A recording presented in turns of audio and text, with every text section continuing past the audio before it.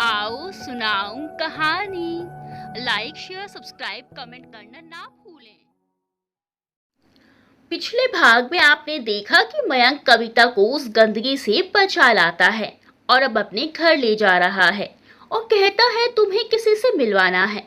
कविता पूछती है लेकिन मयंक उसे नहीं बताता है। अब आगे। नो नो माय डियर, इतनी भी जल्दी क्या है? घर पहुंचकर स्वयं देख लेना।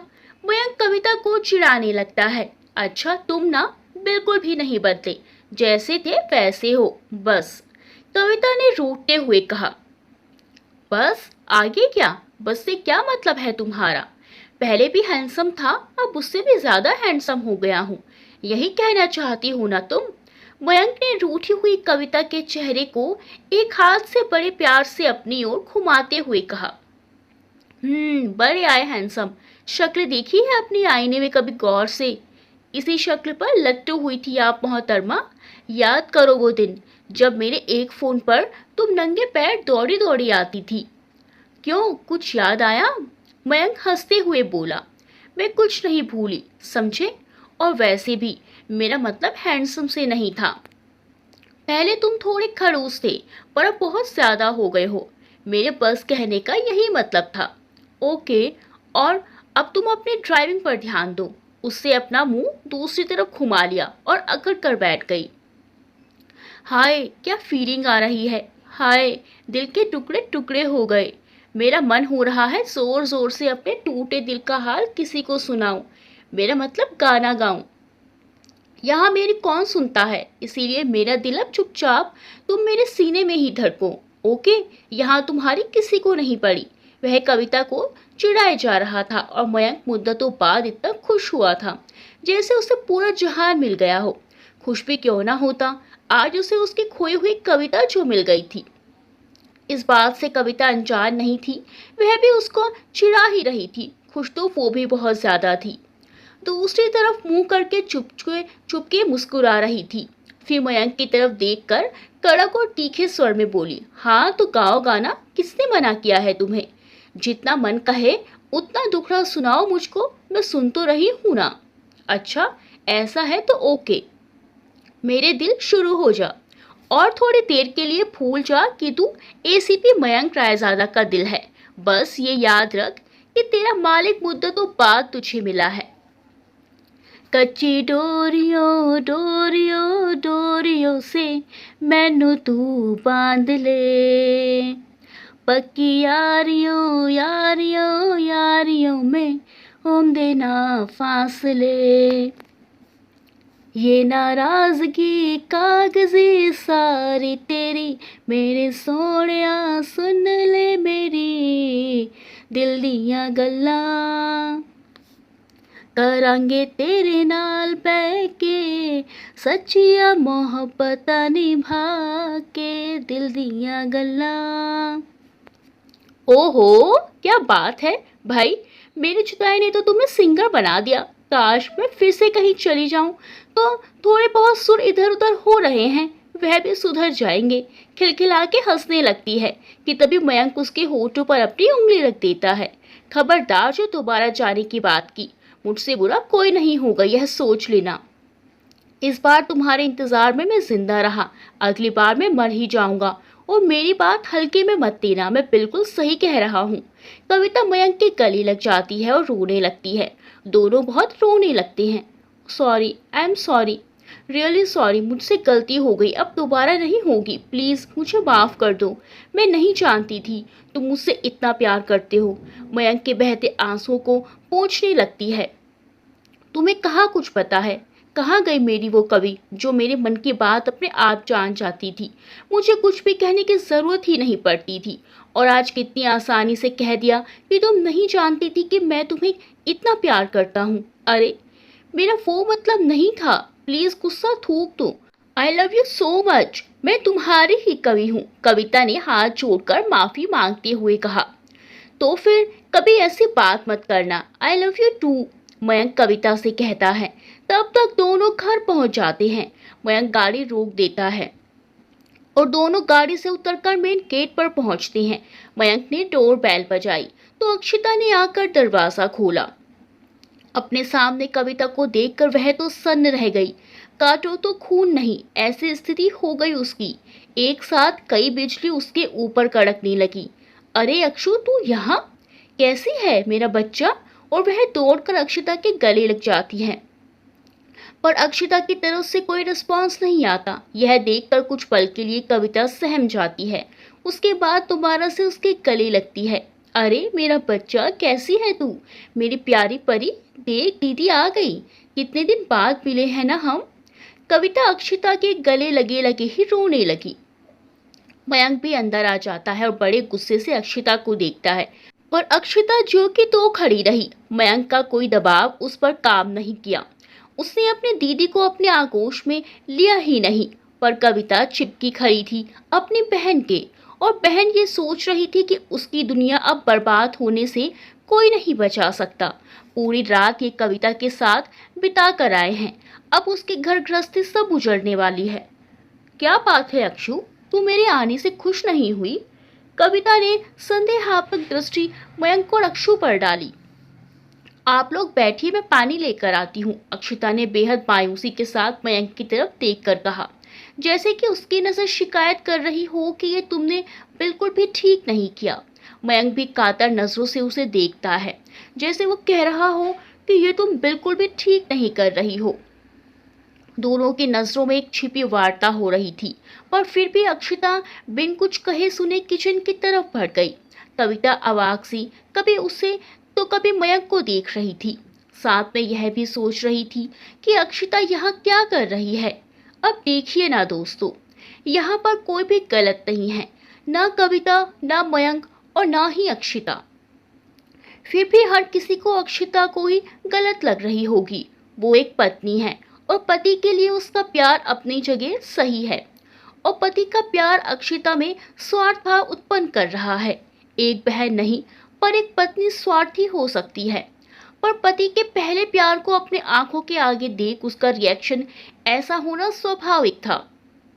और फिर वो ये भी नहीं जानती थी कि कविता उसकी और राशि मयंक की बहन के चक्कर में इतनी प्रताड़ना झेल कर आई है। और फिर कविता के द्वारा लिखा गया वो पत्र जो उसके अनुसार कविता घर छोड़ने की रात फेंक गई थी, उसे कविता तो गलत ही लग रही थी।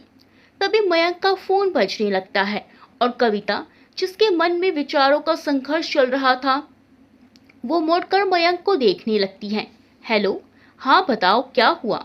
मयंक का चेहरा एकदम गंभीर हो गया। हेलो सर, होटल के मालिक ओपी दत्ता आए हुए हैं, आप जल्दी से आ जाइए। मयंक घड़ी में टाइम देखने लगता है। ओफो, इतनी सुबह सुबह, अभी तो सुबह के 4:30 हो रहे हैं। सोर्स लगवाने लगे सेठ जी। चलो मैं अभी पहुंचता हूँ, तब तक उन्हें बिठाओ। फिर मयंक सीधा किचन में जाता है और अक्षिता को समझाता है कि वह कविता से किसी प्रकार की कोई बात नहीं करेगी। वह वापस आकर सब पूरी बात बताएगा और कविता से कहता है कि वह अभी वापस जा रहा है, अभी उसे ज़रूरी काम से पुलिस स्टेशन जाना है, तब तक वह आराम करे। वह पुलिस स्टेशन के लिए रवाना होता है। इधर अक्षिता किचन में अपनी आंखें बहा रही, आंसुओं को पोंछती है और पानी लेकर बाहर आती है। पानी पी लो, वो कविता की तरफ पानी का ग्लास बढ़ाती है। कविता उसके चेहरे पर आते जाते भावों को पढ़ने की कोशिश कर रही थी। ग्लास हाथ में ले लेती है। इतने दिन गैरों के बीच रहकर भी उसको कभी इतना बुरा नहीं लगा जितना आज अपनों के बीच में गैरों और अजनबी वाली फीलिंग आ रही थी। वो समझ ही नहीं पा रही थी कि वो उन अजनबियों की भीड़ से निकलकर अपने मानू और अपनी सगी बहन अक्षिता के पास आ चुकी है। उसने पानी पिया और फिर बेहद चुपचाप और अजनबी बनी बैठी अक्षिता से पूछा, अक्षिता, घर पर सब कैसे हैं? कविता के मुंह से अक्षिता सुनकर वो चौंक गई, फिर बोली, अच्छे ही होंगे, तुम्हें क्या मतलब? कोई मरे या जिए क्या फर्क पड़ता है तुम्हें? एकाएक अक्षिता गुस्से से तमतमा गई। तू ऐसा क्यों बोल रही है मेरी बहन? तूने एक बार भी नहीं पूछा दीदी कैसी हो, कहाँ थी, मरी कि जिंदा हो? कहते कहते कविता फूट फूट कर रोने लगती है। कविता अक्षिता के ऐसे बर्ताव से हैरान थी, पर अक्षिता पर उसके रोने का कोई सवालों का कोई असर नहीं हो रहा। क्या पूछूं मैं तुमसे? तुम अपने प्रेमी के साथ क्यों भाग गई थी? शादी करने गई थी ना तुम तो, फिर यहाँ क्या लेने आई हो? क्या तुम्हारे पति ने तुमको छोड़ दिया या फिर तुम खुद मयंक की तरह उसे भी धोखा देकर यहाँ आए हो? एक से जी नहीं भरता तुम्हारा, जो मेरे पति के साथ भी रात गुजार ली। और क्या पूछूं कि तुमने ऐसा क्यों किया? तुम्हारे ऐसा करने से पापा को हार्ट अटैक आ गया था। पूरे मोहल्ले में, पूरी रिश्तेदारी में हम कहीं मुंह दिखाने के लायक नहीं रह गए थे। मेरे रिश्ते के लिए दर बदर ठोकरें खाते घूम रहे थे। भैया, ये तो भला हो मयंक का जिन्होंने अपनी दोस्ती की लाज रख ली। शायद भैया की हालत उनसे देखी नहीं गई और उन्होंने मुझसे शादी कर ली। इतनी थू थू करवाने के बाद भी तुम सोचती हो कि मैं तुमसे कोई रिश्ता रखूंगी? और क्या सुनना चाहती हो? मिस कविता जोशी, बस करो, बस करो। अक्षिता, भगवान के लिए बस भी करो। दोनों कानों पर हाथ रखे कविता चीखने लगी और रोने लगी। वाह भाई वाह, तुम्हें करने में जरा भी शर्म नहीं आई, पर सुनने में शर्म आ रही है। मैं तुम्हें कभी माफ नहीं करूंगी। तुम्हारी वजह से, सिर्फ तुम्हारी वजह से मैं मयंक की पत्नी तो बन गई, पर पत्नी का पूरा अधिकार मुझे नहीं दिया उन्होंने। समझ रही हो ना तुम कि मैं क्या कहना चाह रही हूँ? और मैंने समझौता भी कर लिया था इस चीज़ के साथ कि एक ना एक दिन मयंक मुझे पूर्ण रूप से अपना ही लेंगे। लेकिन नहीं, तुम वापस आ गई ना। अब तुम बताओ मैं क्या करूं? मैं तो न घर की रही न घाट की। अब कहाँ जाऊं मैं? बताओ तुम। अक्षिता जोर जोर से चिल्लाए और रोए जा रही थी। अक्षिता की बातें सुनकर कविता के ऊपर तो जैसे आसमान फट पड़ा हो। उसके इर्द गिर्द की सारी चीजें गोल गोल घूमती नजर आ रही थी। एक तो घर का हाल सुना, दूसरे मयंक की शादी, वो भी अक्षिता से। उसे तो विश्वास ही नहीं हो रहा था कि उसने मानू की शादी हो चुकी है। वो पराया हो चुका है अब। वो धम से सोफे पर बैठ गई, दोनों हाथों से अपना सर पकड़ लिया। अक्षिता के अंदर भरे विषैले जहर ने अपना काम कर दिया था। अक्षु, अक्षु बच्चा, मैं नहीं जानती थी कि मयंक की शादी हो चुकी है। वो तो हम इत्तेफाक से मिल गए। पर अक्षिता ने उसकी बात पर ध्यान ही नहीं दिया, उल्टा उसके ऊपर ही हावी हो गई। अजीब इत्तेफाक है ना तुम्हारे साथ? सारे इत्तेफाक रात को ही क्यों होते हैं? घर से भागी, वो भी इत्तेफाक से रात में। अब मयंक से मिली तो वो भी इत्तेफाक से आधी रात में। कौन सी शरीफ लड़की आधी रात में घूमने निकलती है? और जो निकलती है ना, जानती हो सोसाइटी उसे क्या कहती है? बाजारू। और ये इत्तेफाक से नहीं, जानबूझ करके ये नाम उसे समाज देता है। अब तुम ही कहो, तुमको मैं क्या समझूं? बाजारू? इत्तेफाक से मिल गई, बड़बड़ाते हुए वो वहां से अंदर चली जाती है। और कविता अपने मन में सोचती है कि वो जो अक्षिता गुस्से में बोल गई है, वो भी इत्तेफाक से ही सच था। वो बाजार से ही तो उठकर तो आई थी। ग्लास का बचा हुआ पानी खुद उठाकर पीती है, उसे हार्ट पेन होने लगता है। तभी अक्षिता वहां आती है, एक हाथ में सिंदूर की डिब्बी और दूसरे हाथ में जहर की शीशी, और आकर अक्षिता के सामने अपने दोनों हाथ फैलाकर कहती है, जो तुम्हें सही लगे वो अपने हाथ से मुझे दे दो। कविता अपने दर्द को छुपाने का असफल प्रयास करती है और सोफे से मन मजबूत करके खड़ी हो जाती है और अक्षिता से कहती है, मेरी लाडो, ये तूने कैसे सोच लिया कि तेरी कविता दीदी तेरी दुनिया उजाड़ने आई है? ना बच्चा ना। और ये क्या, जहर किस लिए? मेरी परी तो सदा सिंदूरों से सौभाग्यवती रहे, सदा सुहागन रहे। तुझे तेरे हिस्से की सारी खुशियाँ मिले, मुझे तेरे हिस्से के सारे गम। तुझे तो मेरी भी उम्र लग जाए मेरी बहन। अच्छा, ये पॉइजन क्यों रखती है घर में? ला मुझे दे, मैं लिए जाती हूँ, बाहर फेंक दूंगी। करके अक्षिता मुंह दूसरी तरफ घुमाए खड़ी रहती है। कविता समझ गई कि अब उसका वहां रुकना बेमानी होगा, क्योंकि अक्षिता नहीं चाहती कि वो वहां रुके। और फिर मयंक भी अब उसका अपना नहीं रहा, तो किसके लिए वो यहाँ रुके? अच्छा बेटा, मुझे बहुत ज़रूरी काम से जाना है, सदा खुश रहे, दूधो नहाओ फूतो फलो। और तेरा पति जब आए तो कह देना कि मुझे कुछ काम था, इसीलिए मैं निकल गई। ओके बाय मेरी बहन। पर अक्षिता उसकी तरफ पलटकर भी नहीं देखती है। अपने कलेजे पर पत्थर रख कर कविता बोझिल कदमों से और बोझिल मन से वहां से निकलने का मन बना ही लेती है। आखिर कविता जहर की शीशी अपने बैग में डाल लेती है और वहीं मेज पर पड़ी कोरी नोटबुक और एक पेन अक्षिता की नजरों से बचते बचाते अपनी हैंडबैग में डाल लेती है और घर से निकल जाती है। बाहर खड़े होकर वो भी जी भर के देखती है अपने घर को, जिन्होंने उसे पराया करने में जरा सा भी समय नहीं लगाया। सुबह के 5 बज चुके थे। कुछ लोग जॉगिंग करने निकल पड़े थे। ऑटो से सबसे पहले वो फैक्ट्री पहुंची। वहां एक लेटर लिखा और उसे एक बंद लिफाफे में रख बंद कर दिया। उसके बाद एक लेटर और लिखा श्यामा के नाम, जिसमें लिखा था ठीक 9 बजे जुहू बीच पहुंचकर वो लिफाफा मयंक रायजादा को देना है और जो 5,000 रुपये ठेकेदार बाबू पर मेरे चाहते हैं उनसे वो रुपये भी ले लेना। लिफाफे के साथ वो भी उनको दे देना और अगर तुम अकेली नहीं जा पाओगी तो खालिद चचा के साथ चली जाना। लिखकर श्यामा, जो कि फैक्ट्री के पास ही जुग्गी वाली बस्ती में रहती थी। खालिद मियाँ भी उसी बस्ती में रहते थे। एक फैक्ट्री के कर्मचारी द्वारा उसके पास दोनों लिफाफे भेज देती है। स्वयं वहां से ऑटो में बैठकर जुहू बीच के लिए निकल जाती है। 7 बजे के आसपास वो जुहू बीच पर पहुंचती है। उठती गिरती लहरों को देख रही थी। बार बार अक्षिता के शब्द उसके दिल को झकझोर रहे थे। एक बार उसने आंखें बंद करके सबको याद किया, फिर अपने आप से ही कहा, आई एम सॉरी मानू, अब मेरे जीने का कोई मतलब नहीं। मैं बहुत थक गई हूँ दुनिया से लड़ते लड़ते। अब सुकून से सोना चाहती हूँ, बस सुकून से सोना चाहती हूँ। आंखों से बहते आंसुओं को लाख रोकने की कोशिश की, पर आज उसकी आंखें भी उसके कहीं विपरीत ही चल रही थी। वो रेत पर बैठी थी। उसके पैर कभी कभार पानी की लहर आकर पखार जाती थी, मानो वो उससे कह रही हो कि कविता, तुम्हारा ये फैसला एकदम गलत है, तुम जियो अपने लिए। पर आज कविता ने मुंह की पट्टी उतारकर फेंक दी थी। इस स्वार्थी दुनिया से उसे कुछ नहीं लेना देना था।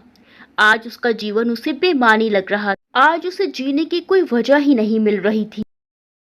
उसने अपने बैग से वही जहर की शीशी निकाली और आसमान की तरफ देखते हुए कहा, आ रही हूँ आज, तुझे शांति और खुशी दोनों मिल जाएंगे।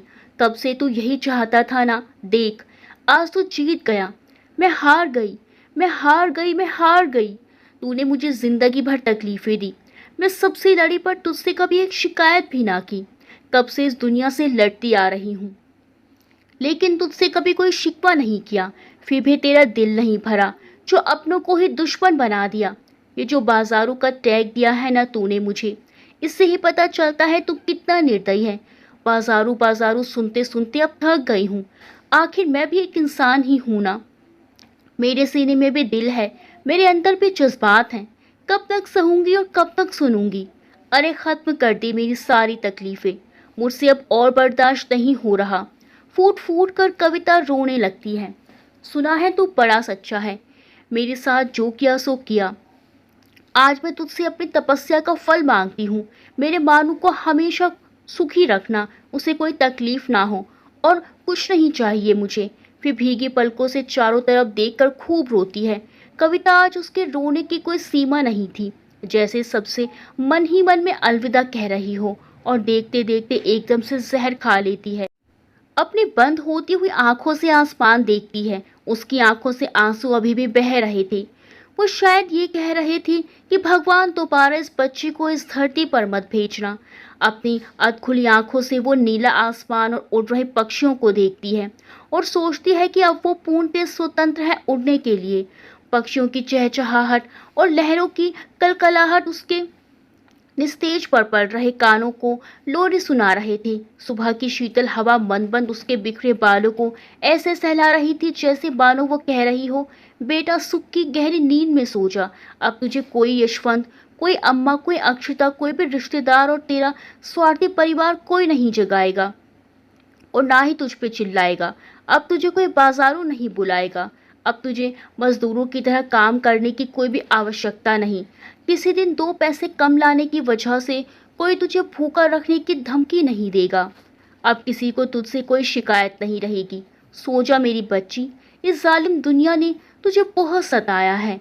अब तू चिरनिद्रा में सो जा सदा के लिए। तेरी वजह से किसी की अब बदनामी भी नहीं होगी, ना ही तेरी बहन को तुझसे कोई खतरा होगा। धीरे धीरे उसका शरीर शून्य पड़ता जा रहा था। उसकी आंखों के सामने मयंक का चेहरा घूम रहा था।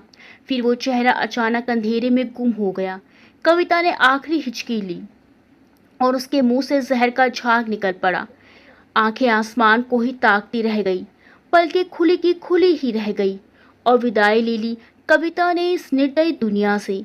थोड़ी देर में उसका पूरा शरीर शिथिल पड़ गया। लगभग 8:45 का टाइम था। श्यामा खाली चचा के साथ जुहू बीच पर बदहवासों की तरह भागती हुई पहुंचती है। वहां पर काफी भीड़ लगी थी। लोग पुलिस को फोन कर रहे थे। वो भीड़ को चीर कर अंदर पहुंचती है।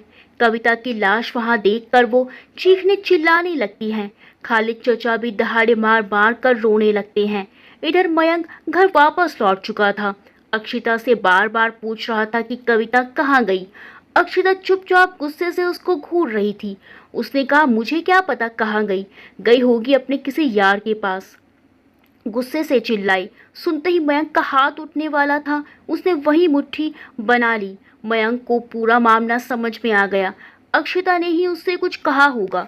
वो गुस्से से आग बबूला हो गया। उसने कहा, अरे मूर्ख औरत, पागल कहीं की बददिमाग बदजुबान, तेरी बहन ने तेरी खातिर अपनी जिंदगी नरक कर दी और तूने उसके साथ ही बेगानों जैसा बर्ताव किया।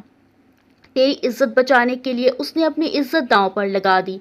मुझे तो लगा तू कविता की बहन है, तू कविता की तरह ही संस्कारी होगी, पर तू तो एक नंबर की स्वार्थी और मतलब परस्त औरत निकली। अगर मेरी कविता को कुछ भी हुआ तो यह समझ ले, तेरा मेरा रिश्ता खत्म। धमकी किसको दे रहे हो? रिश्ता शुरू ही कब हुआ था जो खत्म हो जाएगा? जाओ अपनी कविता के पास, उसी से जोड़ो रिश्ता। मयंक को उसके ऊपर बहुत गुस्सा आता है। उसने अक्षिता को उसके माता पिता की कसम दी और सब कुछ सच सच बताने को कहा। तब उसने बताया कि उसने उस कविता को क्या क्या कहा है। मयंक ने भी पूरी सच्चाई उसे बता दी। अक्षिता के पैरों के तले से जमीन ही खिसक गई। उसके होश उड़ गए। वो सिसक सिसक कर रोने लगी और धड़ाम से जमीन पर बैठ गई। मुंह पर हाथ रख के बोली, क्या उस दिन दीदी बाहर थी? हाँ, मुझे कुछ याद आ रहा है। मैं उस दिन रात में पढ़ाई कर रही थी। अचानक मेरी आंख लग गई। फिर वॉशरूम जाने के लिए उठी तो देखा सदर गेट खुला था। मैं गेट बंद करके वापस से सो गई। पर उस दिन दीदी ने मुझे बताया भी नहीं था कि वो तुमसे मिलने जा रही है। वो इसलिए कि तुम्हारा सुबह पेपर था। तुम्हारी नींद ना खराब हो, बस इसीलिए। मयंक गुस्से से बोला, हाय, ये मैंने क्या कर दिया? कविता दी ने मेरी इज्जत की खातिर अपने आप को बलि की बेदी पर चढ़ा दिया और मैंने उनके साथ क्या किया? कितनी आस लगाकर मुझे देख रही थी वो, पर मैंने उनकी ओर देखा तक नहीं। काश उस दिन मैंने सदर गेट अंदर से बंद ना किया होता तो मेरी दीदी की यह हालत ना होती आज। और वो रोने लगती है, हाथ जोड़कर भगवान से प्रार्थना करने लगती है, हे भगवान, मेरी कविता दी को कुछ मत होने देना। एक बार, बस एक बार उनसे मिला दो मुझे, तो मैं अपने कर्मों की माफ़ी मांग लूँ।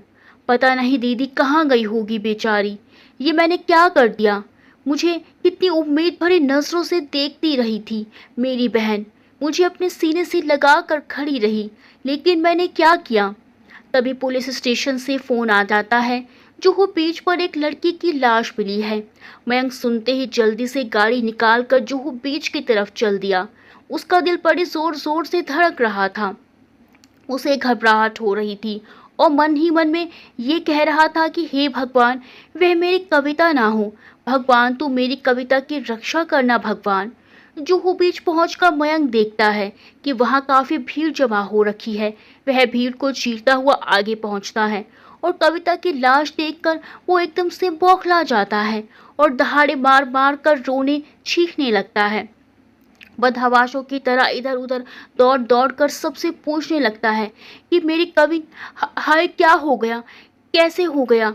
कवि, ये नहीं हो सकता, तुम मुझे अकेला छोड़कर नहीं जा सकती। अपनी गोदी में कविता का सर रखकर वहीं बैठ गया और रोने लगा, चीखने चिल्लाने लगा। वहां मौजूद भीड़ उसे रोने पर बहुत रोना आता है। श्यामा और खालिद चचा बड़े ही आश्चर्य से मयंक को देख रहे थे। वहीं पर पुलिस स्टेशन से 2-4 कांस्टेबल और सब इंस्पेक्टर भी आ गए थे। सब इंस्पेक्टर ने मयंक के कंधे पर हाथ रखकर उसे दिलासा देकर समझाते हुए कहा, Mayank sir, I am sorry sir, हमें पहुंचने में देर हो गई। संभालिए अपने आप को, जाने वाला जा चुका है। I am really sorry. और मयंक पर इंस्पेक्टर की बातों का कोई असर ही नहीं हो रहा था। वो रोए ही जा रहा था। उसे कहाँ होश थी। तभी श्यामा और खालिद चचा ने कांस्टेबल से पूछा, यह कौन है? कांस्टेबल ने बताया, ये एसीपी मयंक रायजादा है। ये कविता जी शायद इनकी कोई जान पहचान वाली होंगी। श्यामा आगे आकर मयंक के कंधे पर हाथ रखकर उनसे कहती है, मयंक सर, मयंक सर। मयंक पीछे मुड़कर देखने लगता है। कौन? मेरा नाम श्यामा है। मैं और कविता एक ही फैक्ट्री में काम करते थे। अभी 2 घंटे पहले कविता ने मुझे ये लिफाफा भिजवाया था और उसे आपको देने के लिए कहा था। और ये कुछ रुपये भी हैं उसके, जो बाबूजी के पास बाकी थे। उसने आपको देने के लिए कहा था। मैं लिफाफा देखकर ही जान गई थी कुछ तो करने वाली है कविता, पर ये सब इतना नहीं पता था कि वह अपनी जान देने वाली है। मैं जब तक यहाँ पहुँची काफ़ी देर हो चुकी थी। हमारी कविता हमारे बीच नहीं है, यह हमने स्वीकार कर लिया। अब आप भी स्वीकार कर लीजिए। अपने आप को संभालिए सर। नम आंखों से मयंक कभी वो लिफाफा तो कभी श्यामा को देख रहा था। उसका तो जैसे मस्तिष्क ही शून्य हो गया हो। तभी अक्षिता भी पुलिस स्टेशन में पता लगा लेती है कि क्या हुआ है। लड़की की लाश की खबर सुनते ही वो भी जुहू बीच पर पहुंच जाती है और कविता की लाश देखकर दहाड़े मार मार कर रोने लगती है। वो जैसे ही कविता को हाथ लगाने चलती है, मयंक उसे अपनी लाल लाल आंखों से घूर कर देखता है और अपनी एक उंगली दिखाकर पीछे हो जाने का इशारा करता है। मयंक का ये रूप अक्षिता ने पहली बार देखा था। वो पहले ही आत्मग्लानि से भरी हुई थी। मयंक के इशारे करने पर वो मुंह पर हाथ रखकर 2 कदम पीछे हट जाती है। मयंक लिफाफा खोलता है, उसमें से लेटर निकाल कर पढ़ने लगता है।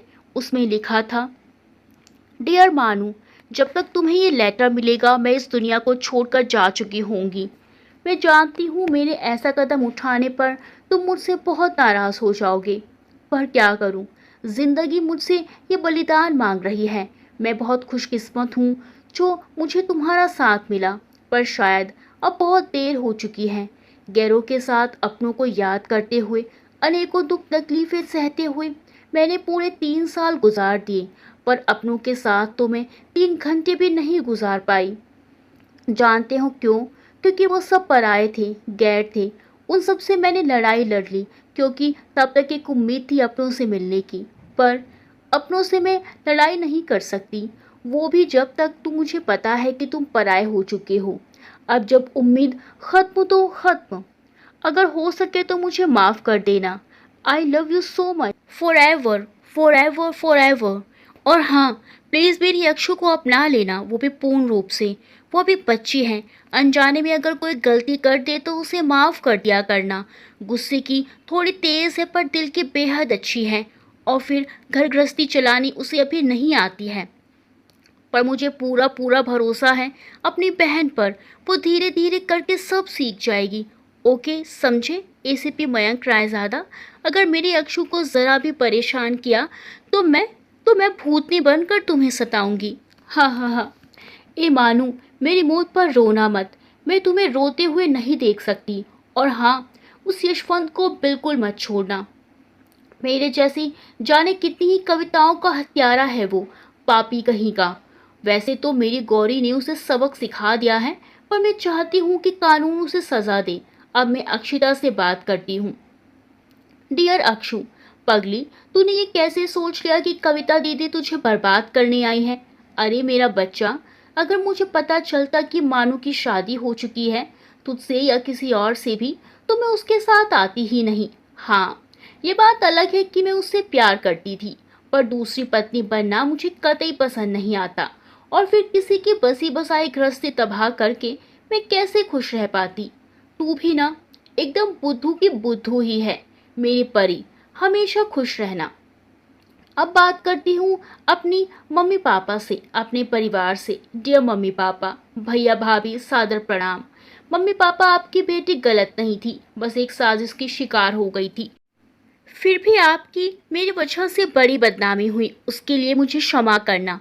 अब से आपके नालायक बेटे की वजह से आपकी कोई बदनामी, कोई जगहसाई नहीं होगी। आपने मुझे जन्म दिया और मैंने आपको भरे समाज में बदनाम करवाया, पर मैं क्या करूं? शायद किस्मत ने मुझे जन्म ही आपको कलंकित करने के लिए दिया था, पर जानबूझकर मैंने ऐसा कुछ नहीं किया मम्मी पापा। भगवान ही जानते हैं, एक बार फिर आपसे माफ़ी मांगती हूँ। अब बात करती हूँ मेरे दिल के बेहद करीब रहने वाले मेरे खालिद चचा से, जिन्होंने मुझे 3 साल तक भाई और पिता के रूप में उस काली घिनौनी दुनिया से बचाया। मेरे प्यारे प्यारे खालिद चचा, क्या सोचा आपने कि अपनों को पाकर आपको आखिरी समय में कविता भूल गई? नहीं, नहीं चचा, आपको तो कविता मरकर भी याद रखेगी। जीते जी भूलने का तो सवाल ही नहीं उठता। कविता तो 3 साल पहले ही मर गई होती अगर आप ना साथ देते। अच्छा चचा, अब से आपकी ड्यूटी खत्म। बहुत मेहनत करनी पड़ती थी आपको भी मेरी वजह से, पर आज से आपकी छुट्टी। जीते जी तो नहीं बोल पाई, पर अब आपको शुक्रिया कहना चाहती हूँ। बहुत बहुत शुक्रिया चाचा, आपने मेरे लिए जो भी किया ना ये मत सोचना कि शुक्रिया कहकर मैं आपके एहसानों का बदला चुका रही हूँ। आपके एहसानों का बदला तो मैं 7 जन्मों तक भी नहीं चुका पाऊंगी चाचा, पर दिल किया आपको आभार व्यक्त करने का, इसीलिए कह दिया। एक चीज़ का बेहद अफसोस रहेगा कि इस बार भी ईद भी मैं नजमा और जाफरी के साथ नहीं मना पाई, पर कोई बात नहीं। मेरी सिवैयाँ किसी गरीब बच्चे को खिला देना, समझ लेना कि मुझ तक पहुँच गई। और चच्ची को मेरा खुदा हाफिज कहना, और आप अपना ख्याल रखना। ज़्यादा मेहनत मत करना, अपनी बीबी की जांच समय समय पर करवाते रहना। खुदा हाफिज खालिद चचा। और अपने गौरी से बात करती हूँ। डियर गौरी, तुमने मेरा बहुत ख्याल रखा। हम दोस्त कम, सगी बहनें ज़्यादा लगते थे। मैं तुम्हारी वाकई एहसानमंद हूँ। हर कदम पर तुमने मेरा साथ दिया। बहुत बहुत शुक्रिया मेरी बहन। अब सबसे आखिर में बारी आती है अम्मा की। मानू प्लीज़, कैसे भी करके मेरा संदेश उन तक पहुँचाया जाए। डियर अम्मा, मुझे अपने घर में रखा उसके लिए आपका तहे दिल से शुक्रगुजार हूँ। अम्मा, पहले तो मैं नहीं कह पाई, पर आज ज़रूर कहूँगी। जो भी लड़कियाँ आपके यहाँ लाई जाती हैं, आप उन्हें पनाह देती हो। वो आपको अम्मा बुलाती हैं, मैं भी बुलाती हूँ, तो अम्मा वाला बर्ताव भी करा करो ना। कभी कभी 2 रुपये कम होने पर आप मुझे खाना नहीं देती थी। आप जानती हो भूखे पेट रहकर काम करना कितना मुश्किल होता है। हमारे ही कमाए पैसों की पाई पाई ले लेती हो। बाहर से भी बिना पैसे कुछ खाने को नहीं खरीद पाते थे हम। जीने के लिए तो रोटी ही सही, बासी तवासी ही सही, पर नमक रोटी तो दे ही दिया करती अम्मा। क्या आप इतनी पत्थर दिल हो? कोई मरे या जिए, आपको बस पैसे से मतलब है। शायद इसीलिए आज तक आपकी खुद की कोई औलाद नहीं है। जिस स्त्री में ममता नहीं, वो स्त्री स्त्री कैसे कही जाए? इसीलिए हाथ जोड़कर विनती है, औरत बनो अम्मा, मरना आपको भी है एक दिन। क्या जब आप दोगी ऊपर वाले को। मानू, मेरी लकी को मेरा प्यार देना और मेरा अंतिम संस्कार मेरठ में करना, ये मेरी आखिरी इच्छा है। इस पराये शहर ने तो मुझे मेरा सब कुछ छीन लिया। तुम्हें मेरी उम्मीद, मेरा सुख चैन, यहाँ तक कि मेरा जीवन भी। अब मुझे अपने वतन जाना है, और हाँ, मेरे अंतिम कर्म का अधिकार मैं तुम्हें सौंपती हूँ। मेरे परिवार वाले मुझ जैसी बाजारों गिरी हुई लड़की का अंतिम संस्कार अपने पवित्र हाथों से कैसे करेंगे? इसीलिए ये काम मैं तुम पर छोड़ती हूँ। अगर तुम्हारी पत्नी को कोई ऐतराज़ ना हो तो, वरना जहाँ मैं मरने जा रही हूँ वहाँ जल देवता काफ़ी नज़दीक हैं। चाहो तो मेरी लावारिस शरीर को पानी में भी फेंक सकते हो। अगर तुम ना कर पाना तो खालिद चचा से कह देना, वो कर देंगे। वैसे भी बेजान शरीर का तो हर धर्म अपना होता है, और मैं किससे कहूँ? तुम दोनों के सिवा मेरा इस दुनिया में है ही कौन? और हाँ, एक बात और, मेरी कमाई के रुपये जो भी श्यामा ने तुम्हें दिए हैं, इससे अपने और अक्षु के लिए अपनी शादी का कोई अच्छा सा तोहफा ले लेना। अब तुम्हारी शादी में तो मैं नहीं थी, पर तोहफा देना तो बनता है। अरे भाई, आखिर तुम्हारी बड़ी साली जो हूँ मैं। पर देखो ना, कहाँ तुम इतने बड़े अमीर आदमी एसीपी मयंक रायजादा और कहाँ मैं एक गरीब मजदूर। तुम्हारी मेरी तो कोई बराबरी है ही नहीं, पर अब इस गरीब साली का फर्ज भी आड़े आ रहा है, तो बड़े ही अफसोस के साथ कह रही हूँ कि तुम्हें किसी सस्ते तोहफे से ही काम चलाना पड़ेगा। ओके, समझ गए मानू। लावारिस कविता। कविता का लेटर महज एक लेटर नहीं था, वो उसके टूटे हुए दिल के जज्बात थे, जिस दिल पर बार बार प्रहार किया गया हो।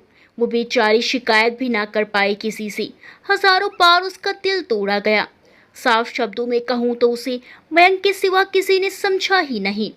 मयंक कविता का लेटर पढ़कर तो और भी ज्यादा रोने लगा। कितना दर्द, कितना अपार दुख तुमने अकेले झेला कवि। अरे, अब मैं तुम्हें मिला था ना, मुझे कुछ भी करने का मौका देती। तुम क्यों चली गई? मैं था ना, मैं सब संभाल लेता मेरी कवि, क्यों चली गई? मयंक के दिल पर उस लेटर का एक एक शब्द नश्तर बनकर चुभ रहा था। ये जालिम दुनिया उसके प्यार को निगल गई थी। मयंक ने उठकर बड़े ही गुस्से से वो लेटर अक्षिता को पकड़ा दिया। अक्षिता लेटर पढ़ने लगी। उसने श्यामा से पूछा कोई खालिद चचा के बारे में। श्यामा ने खालिद चचा की तरफ इशारा किया। अक्षिता ने वो लेटर उन्हें दे दिया और कविता से लिपटकर रोने चिल्लाने लगी। भीड़ के कारण मैं दोबारा उसे कुछ कह भी नहीं पाया। खालिद चचा को श्यामा ने कविता का लेटर पढ़कर सुनाया। गौरी भी वहां पहुंच चुकी थी। अपने बारे में सुनकर खालिद चचा तो ऐसे रोए जैसे बेटे की विदाई हो रही हो। और सच ही तो था, बेटे की विदाई ही तो थी, पर ये बेटी वापस आने वाले नहीं थी। वो रोते रोते इतना ही कह पा रहे थे, बिटिया, तूने मुझे पराया समझा। ऐसा करने से पहले ये तो सोचती कि तेरे खालिद चचा की कलाई हमेशा के लिए सूनी हो जाएगी। कोई ना सही, मैं हमेशा तेरे साथ रहता। मेरी बच्ची, नज़मा जाफरी की तरह तू भी मेरी बच्ची है। बेटा, कितना कहा, मेरा घर तेरे लिए हमेशा खुला है, पर तू नहीं आई मेरी बिटिया, तू नहीं आई तो अपने चचा के घर आ जाती। कहते कहते खालिद चचा फूट फूट कर रोने लगे। 11 बज रहे थे, धूप सर पर आ गई थी। मयंक ने हॉस्पिटल से गाड़ी मंगवाई और कविता को उसमें लिटाया गया। मयंक उसके पास उसका हाथ थामे बैठा था। दोपहर तक पोस्टमार्टम भी हो गया। उसके बाद सभी लोग मेरठ के लिए रवाना होते हैं। घर पर सूचना देकर खालिद चचा भी साथ हो लिए। अक्षिता घर जाकर नौकरों को घर की निगरानी का कार्यभार सौंपकर अपनी 4 व्हीलर गाड़ी से निकल पड़ी। सभी मेरठ जा रहे थे। अंतिम विदाई कविता को वहीं देनी थी, उसकी इच्छा जो थी। तभी मयंक के फ़ोन पर यशवंत के फ़ोन का सारा डाटा नकुल ट्रांसफ़र कर देता है। पर अभी मयंक को यह सब देखने सोचने का होश ही कहाँ था। घर पर अक्षिता ने सबको सूचित कर दिया था। सुबह तकरीबन 10 बजे वो लोग वहाँ पहुँचते हैं। कविता को मयंक अपने घर ले गया था। वहाँ जाकर वो अपनी माँ से रोकर कहता है, मम्मी, देखो तुम्हारी बहू आ गई, स्वागत करो। राशि, तुम्हारी असली भाभी ये है। उससे तो मैंने समझौते के तौर पर शादी की थी, पर ये तेरे भैया का प्यार है, तेरे भैया की जान है। आज जमाने के खातिर मेरा प्यार हुआ बलिदान। चिल्लाकर अपनी मम्मी के गले लगकर रोने लगा। घर वाले पूरी बात समझ चुके थे। सभी लोग मयंक को चुप कराने लगते हैं। 11 बजे तक अक्षिता भी मेरठ पहुंच चुकी थी, पर वो सीधा अपने मायके गई। वहाँ उसने सबको सच्चाई बताई और अपने परिवार के साथ मयंक के घर पहुंची। वहाँ पहुंचते ही कविता के मम्मी पापा भी खूब रोए और अपनी बेटी के बारे में गलत धारणा रखने के लिए माफ़ी भी मांगी। भैया भाभी भी कविता से मिलकर खूब रोए।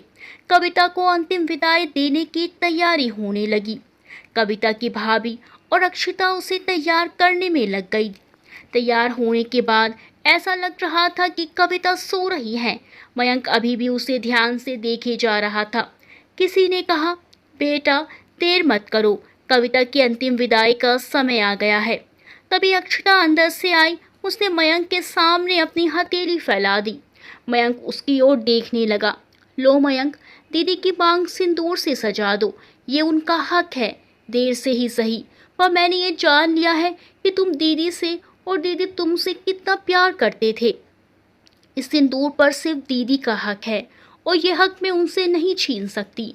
मयंक अपने और कविता के मम्मी पापा की तरफ डबडबाई आंखों से देखता है और वो लोग भी अक्षता के फैसले से सहमति जता देते हैं। मयंक कविता की मांग भर देता है। मयंक का रोना अभी भी नहीं रुक रहा था। आज एक कड़क एसीपी भी पूरा टूट चुका था।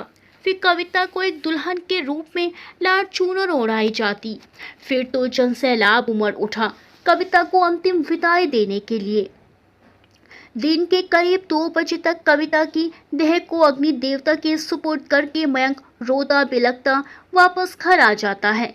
खालिद चचा भी अपनी बिटिया रानी को अंतिम विदाई देने के बाद वापस मुंबई के लिए रवाना हो गए। चूंकि मयंक ने ही अंतिम क्रिया संपन्न की थी, इसीलिए उसने पूरी विधि विधान के साथ आगे की सारी विधियां भी निभाई। सारी विधियां पूर्ण करने के बाद मेरठ पुलिस से मिला। यशवंत के स्टूडियो पर छापेमारी करवाई। उसमें बहुत सारी लड़कियों के आपत्तिजनक वीडियोस वाले पेन ड्राइव भी मिले। राशि, अक्षिता और सारे लड़कियों के वीडियो डिस्ट्रॉय कर दिए गए और फिर मेरठ पुलिस ने यशवंत के खिलाफ अरेस्ट वारंट जारी कर दिया। ठीक 15 दिन बाद मयंक मुंबई के लिए रवाना हुआ। मुंबई पहुंचते ही सबसे पहले खालिद चचा से वो और अम्मा के घर का पता पूछा। फिर वह उस रेड लाइट एरिया में पहुंचा अम्मा के घर छापेमारी करने के लिए। मयंक अम्मा के घर में प्रवेश करता है। अरे कौन है आप? ऐसे कैसे हमारे घर में घुसे चले आ रहे हैं? अम्मा बड़ी तेज चिल्लाई। कविता जोशी का नाम भली भांति जानती ही होंगी आप। उन्होंने सुसाइड कर लिया है। आपके खिलाफ पक्का सबूत देकर गई है वो।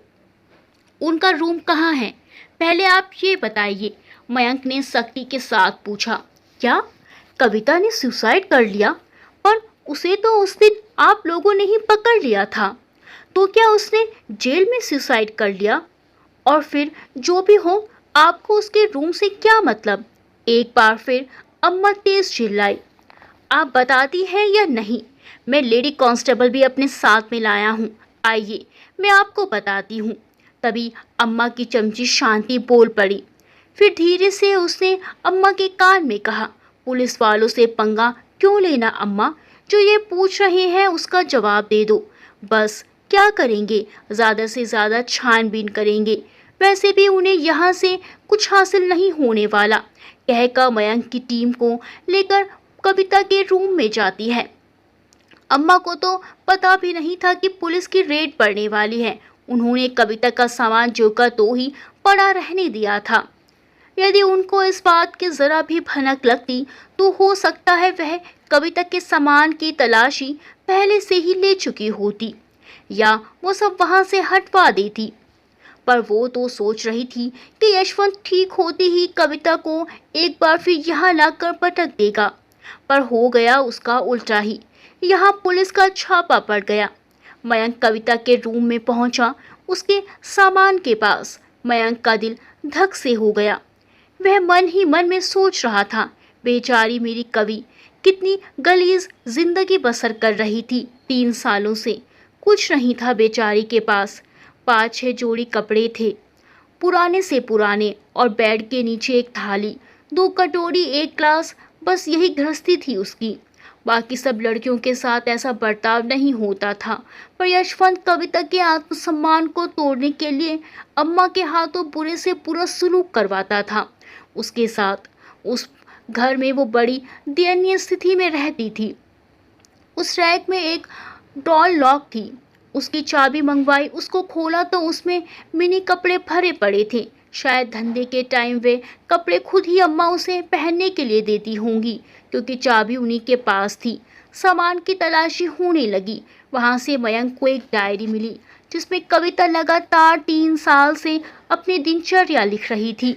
बेड पर जो बिस्तर पड़ा था उसको भी उलट पलट कर देखा गया। तभी मयंक को लगा उस बिस्तर के अंदर कुछ है। एक जगह से बिस्तर थोड़ा सा फटा हुआ था। उसने उसके अंदर हाथ डाल दिया। उसमें से एक नोट निकला जिसमें लिखा था, अम्मा, आज मैं आप लोगों के कहने पर और अपने खालिद चचा की जान बचाने के लिए होटल तो जा रही हूँ, पर वहाँ से जिंदा नहीं आऊँगी। आपने बहुत दुख दिया है मुझको, पर मैं ये सुसाइड नोट छोड़कर जा रही हूँ। हो सकता है किसी के हाथ लग जाए, और जिस दिन यह किसी के हाथ लगेगा, उस दिन आपके पापों का घड़ा भर चुका होगा। उस दिन आपकी इस पापी दुनिया का अंत हो जाएगा। मैं ईश्वर से दुआ करूंगी कि आपको कड़ी से कड़ी सजा हो। कविता जोशी। अम्मा तो जानती ही नहीं थी कि कविता ऐसा भी कुछ करने वाली है, क्योंकि उसे यशवंत लाया था और यशवंत ही उसकी कमाई का आधा भाग 3 साल से ले रहा था। इसीलिए वह यशवंत की ही जिम्मेदारी थी। अगर ठीक होता तो कविता को खोजने लगता, पर वह तो हॉस्पिटल में एडमिट था। उसकी एक टांग जो टूट चुकी थी और सर पर भी काफी चोट आ चुकी थी। गौरी के ही खरीदे हुए गुंडे की बाइक से टक्कर दिलवा दी थी गौरी ने यशवंत को। वह भी अपनी करने की सजा ही भोग रहा था। अम्मा ने भी ऊंचे पद पर विराजमान लोगों को फोन लगाने शुरू कर दिए, क्योंकि हर महीने इन लड़कियों की कमाई से एक हिस्सा उन सभी सफेद पोशों को भी पहुंचाया जाता था। पर इस बार मैं किसी को भी छोड़ने वाला नहीं था। उसने कविता के कपड़ों और उसकी डायरी वहां से जब्त कर ली। वहां से निकलकर वह सीधा होटल पहुंचा। उसने उस होटल की सारी सीसीटीवी फुटेज निकलवाई, जिसमें कविता अम्मा के द्वारा भेजे गए तो बाउंसर के साथ उस होटल में गई थी। इन सब चीज़ों से अनजान अम्मा अब तो बुरी तरह फंस चुकी थी, क्योंकि इन सब चीज़ों का अंदेशा उन्हें बिल्कुल भी नहीं था। काफ़ी दिनों तक अदालत में केस चला। आज अम्मा को सज़ा होने वाली थी। अपनी गाड़ी से अदालत पहुंची और गाड़ी से उतरकर अपने वकील से मिलने लगी। तभी वहां पर मयंक अपने वकील के साथ मौजूद था। वह चलकर अम्मा के पास आया। उसने जेब से कविता का लेटर निकाला और उनको पढ़कर सुनाया। आज पहली बार अम्मा की आंखों में कविता के लिए 2 आंसू आए थे। उन्होंने दूसरी तरफ मुंह करके अपने आंसू पोंछ लिए। शायद कविता की बेऔलाद कहने वाली बात उन्हें खटक गई थी। अम्मा को जेल हो गई। आज कविता की आत्मा खुश हो गई होगी, मयंक मन में सोच रहा था। मयंक अपने घर वापस आ गया और उसी रात कविता की डायरी पढ़ते पढ़ते कब सो गया उसे पता ही नहीं चला। उसने देखा कि कविता उसके सिरहाने बैठी उसका सर सहला रही है। मानू कैसे हो? एक आवाज़ सुनाई पड़ी। ठीक नहीं हूँ, बिल्कुल भी ठीक नहीं हूँ। बताओ, तुमने ऐसा क्यों किया कवि? तुम मुझे छोड़कर क्यों चली गई कवि? मैं तुम्हें छोड़कर कहाँ गई? मैं तो यही हूँ, तुम्हारे दिल में, तुम्हारी धड़कनों में। झूठ बोल रही हो तुम बहुत बड़ी बेवफा हो। तुमने वफा नहीं निभाई मेरे साथ। मयंक बोला। तुम मुझे ये नाम मत दो, मैं बेवफा नहीं हूँ। अगर बेवफा कहोगे तो मैं तुमसे बहुत दूर चली जाऊंगी। इस बार आवाज़ में बहुत दर्द था उसकी। नहीं नहीं कवि, मुझे माफ़ कर दो। मैं तुम्हें बेवफा नहीं कहूँगा। प्लीज़ तुम मुझे छोड़कर मत जाओ। मैं ज़िंदगी में कभी भी तुम्हें ये नाम नहीं दूंगा। प्लीज़ कवि, आ जाओ ना मेरे पास। पर कविता ने अपना हाथ धीरे धीरे खींच लिया। मयंक नहीं नहीं चिल्लाता जा रहा था। धीरे धीरे कई अंधेरे में कविता गुम होती जा रही थी। अचानक वो गायब हो गई और मयंक जोर से चिल्ला रहा था। कवि, मेरी प्यारी कवि, प्लीज़ मुझे छोड़कर मत जाओ कवि, सुनो सुनो। और तभी उसकी आंख खुल गई। उसने देखा कि उसकी आंखों से आंसू बह रहे थे और वह बहुत तेज तेज चिल्ला रहा है। तेज चिल्लाने के कारण उसका गला सूख रहा था और उसकी धड़कनें बहुत तेज चल रही थी। उसने जल्दी से पानी पिया और वो चक्का सा इधर उधर देखने लगा और अपने आंसू पोंछने लगा। मेरी कवि, आवाज़ सुनकर अक्षिता अंदर से भागी हुई आई। क्या हुआ मयंक, तुम ऐसे चिल्लाए क्यों? अक्षिता ने पूछा और उसका हाथ पकड़ने चली। मयंक ने अपना हाथ पीछे खींच लिया और अक्षिता से कहा, कुछ नहीं, मैं ठीक हूँ। अक्षिता चुप हो गई और एक तरफ खड़ी हो गई। पर आज उसे मयंक पर गुस्सा जरा भी नहीं आ रहा था। आज उसे मयंक की ऐसी हालत देखकर बहुत तरस आ रहा था, क्योंकि उसकी हालत की जिम्मेदार वो भी तो खुद ही थी। लेकिन वो जानती थी कि वक्त के साथ साथ मयंक हो सकता है उसे अपने दिल में थोड़ी सी जगह कभी दे ही देगा, और अगर नहीं भी देगा तब भी वो कभी शिकायत नहीं करेगी। ये उसका वादा था अपनी कविता दीदी से और अपने आप से भी। दोस्तों, कहानी को इतना प्यार देने के लिए आपका बहुत बहुत शुक्रिया। कहानी के बारे में अपने विचार कमेंट्स में बताएं और वीडियो को लाइक करना बिल्कुल ना भूलें। मिलते हैं अगले वीडियो में एक अच्छी सी कहानी के साथ। तब तक के लिए बाय बाय।